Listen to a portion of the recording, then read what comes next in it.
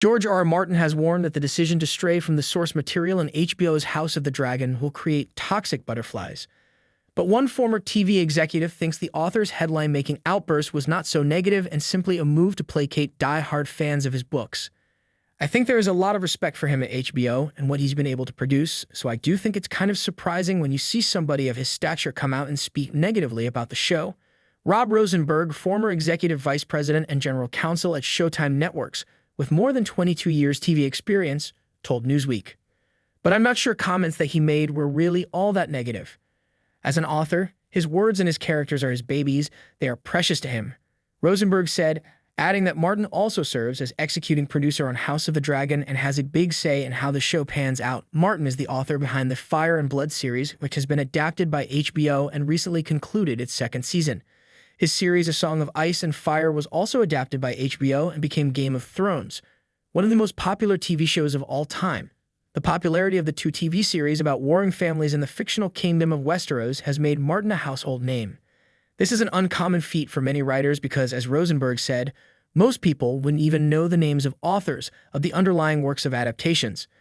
Earlier this month, Martin took to his blog in a since-deleted post to complain about some plot points in House of the Dragon's second season, namely the showrunner Ryan Condal's decision to remove the character of Prince Maelor.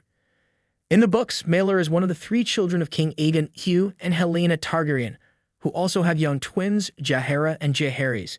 The twins appear in the HBO series as the only two children of the monarchs.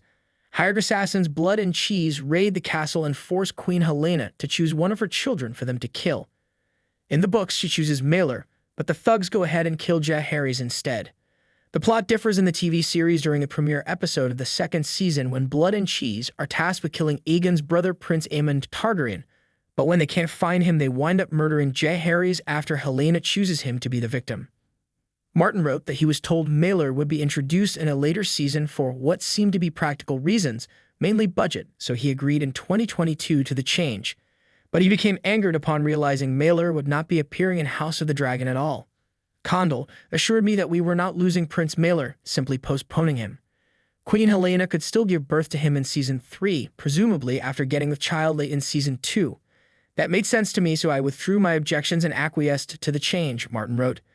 He warned that the decision could have serious repercussions for the show and was assigned more deviations from the source material to come. It's simplest, yes. It may make sense in terms of budgets and shooting schedules, but simpler is not better. Maelor by himself means little. He is a small child, does not have a line of dialogue, does nothing of consequence but die, but where and when and how, that does matter, he wrote. There are larger and more toxic butterflies to come if House of the Dragon goes ahead with some of the changes being contemplated for Seasons 3 and 4. Newsweek contacted Martin's representatives by email on Wednesday for comment. But Rosenberg thinks too much fuss has been made about Martin's blog post and he does not foresee a significant long-term impact on the remaining books in the series or on the HBO drama. He's clear in his comments that the kinds of things that got changed aren't going to be missed by the average viewer because the average viewer won't have read the books. But fans of the books will notice certain discrepancies, Rosenberg said. And he's built a structure that pays out at different points later down in the series. And I think he's saying, by making this change, you've not only impacted an episode or two, but you're potentially impacting some plot points down on the line. Given that House of the Dragon is a fantasy series, if a missing Maelor becomes more of a thorn between Martin and HBO, the writers could definitely find a way to introduce the character down the line, says Rosenberg. If it's important to the story later in the series, there are ways to introduce characters.